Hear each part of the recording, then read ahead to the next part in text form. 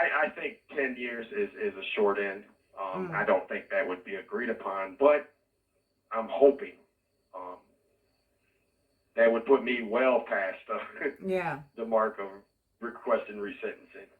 Well, because I'm But thinking, I'm just thinking, and I'm supposed to be on your huh? side. I'm supposed to be on your side here, but I'm thinking, 10 years. I, just as a member of society, would feel uncomfortable with what 10 years goes Well, past, and then you can but essentially get out. Like I think people would feel that way. well, I I label it smart legislation because it doesn't mean that you have to be released after 10. Mm.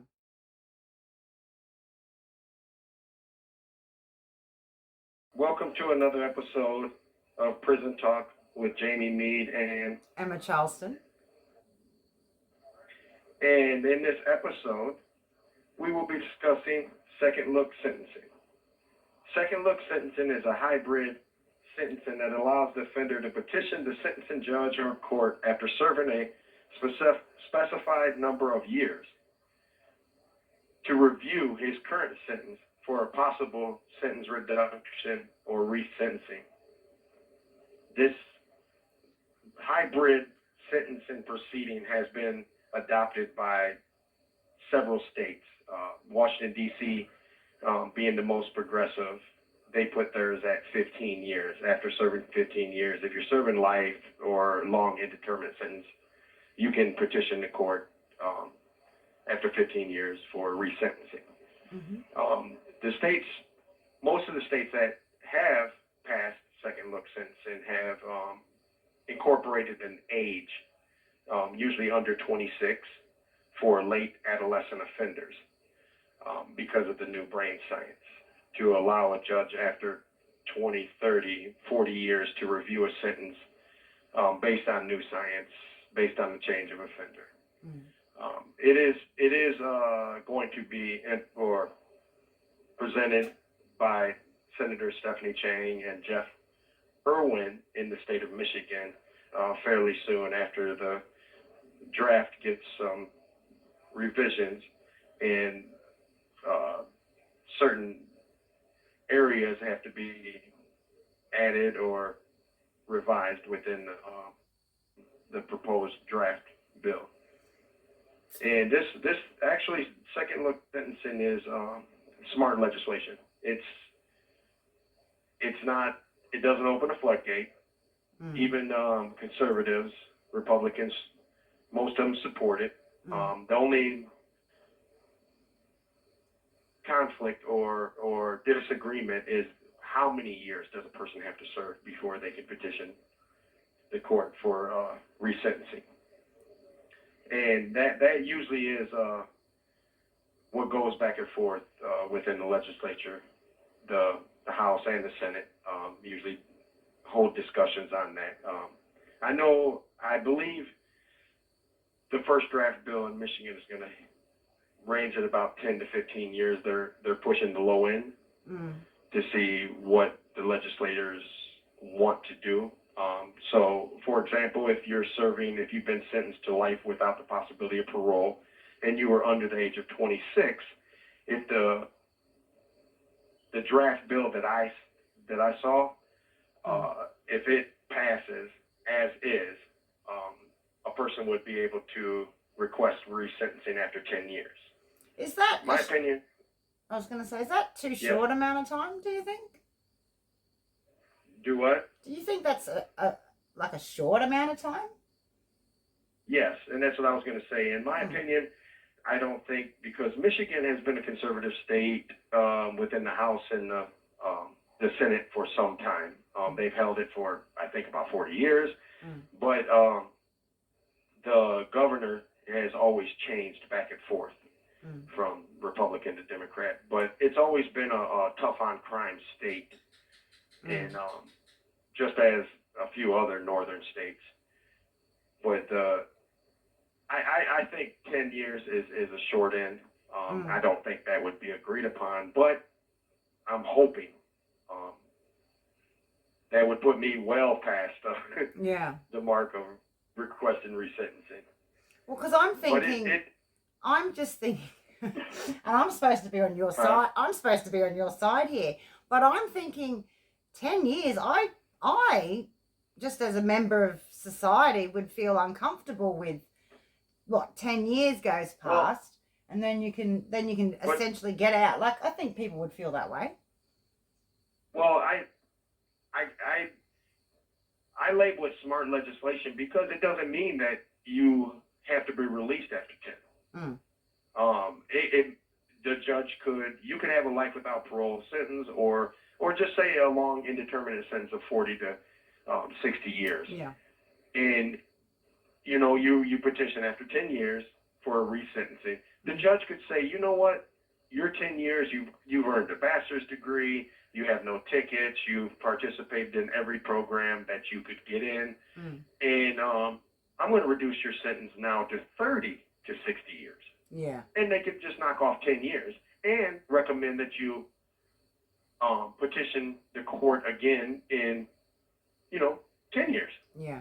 So now you'd already have served 20 years off of the original 40-year sentence, where you could petition again after 20, and then the judge could say, "Hey, you're doing exceptional. However, I just your original sentence was 40.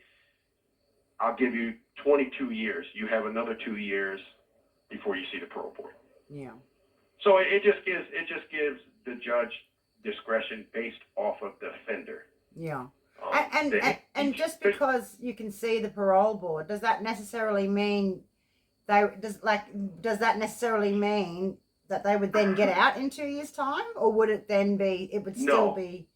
No, it's the discretion of the parole board. If you have been issued misconducts, or they may feel you need a different program that they just started, then you'd be most likely deferred until you complete the program. So passing the legislation doesn't mean, oh right, everyone after 10 years, say, is just going to be out on the streets. No, no, it does not. It gives the ability, the discretion, and it's some call it a hybrid sentencing proceeding. I like the term smart legislation. It's because it's based on what you do when you come to prison. Some people come to prison and become worse, but some people come to prison and it takes them 10, 15 years, even 20 years to truly change. But it's not a release valve. It's not going to let people go.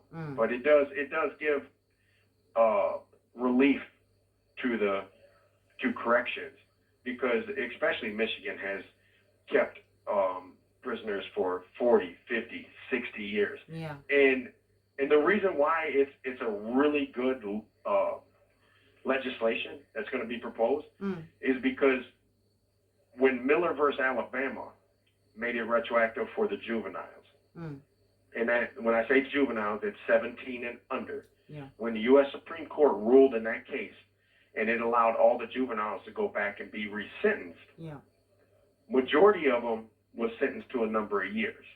Many in Michigan, we had like 360 juveniles. We've had well over 100 released. Yeah. And the success rate of those that have been released is extremely good. They're not recommitting crime, and it just shows the public and it shows the politicians that, hey, after serving a certain amount of time, and if given a second chance, many people don't mess up, especially long-term prisoners that made the most egregious decision in their life. Well, I did read somewhere that people that had really long sentences that were released, they were even less inclined to get a parking ticket than just like, your average mum sort of thing. Like they really made sure they did not do anything wrong so that they would not go back. So yes. There is that sort of evidence out there. And many of the former prisoners that were serving life without parole, the juvenile offenders, they're working for state representatives, senators. they're working for nonprofit organizations, feeding the homeless. They're doing a lot of good work out there and helping shape the criminal justice system. Yeah. They're showing that there are other laws that can be passed, like the Second Look Sentencing Act, that can, benefit society. Because, for example, my situation, it allows the judge to go back and look at injustices.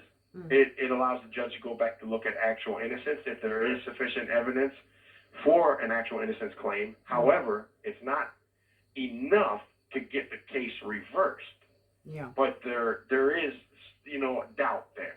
It allows the judge just to go back and say, you know what, there is enough doubt. Doesn't mean he should be let out. But just in case, we can fix this right here. Yeah.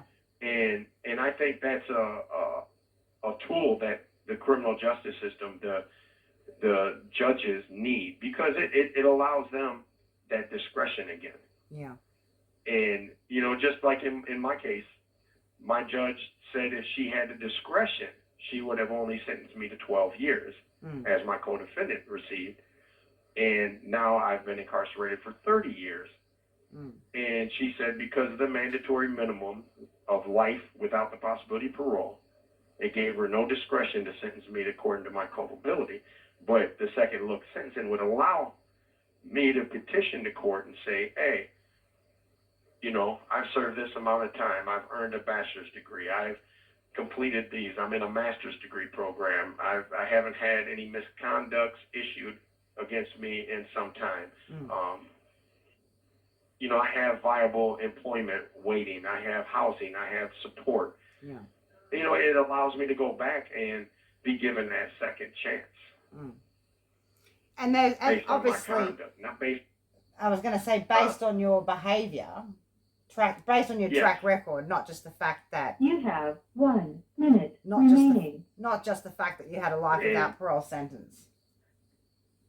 Yes. Yeah. And we are coming to the end of this 15-minute phone call, so we will continue this discussion on a part 2 of this episode in 15 minutes. I have to wait for 15 minutes to call back, so for the listeners, it'd be a brief 15-minute intermission, like in a sports game. Either that, or I'll just press pause and they'll never know. And this will give Emma time to come up with some good questions. Oh God, you know that they're not going to be nice questions, don't you? I'm going to have an opinion and everything. It's going to be horrible. Strap yourself in. All right, I will bring you back in 15 minutes, and we'll continue this discussion. Sounds like a plan. Tune back in. Bye. Bye-bye.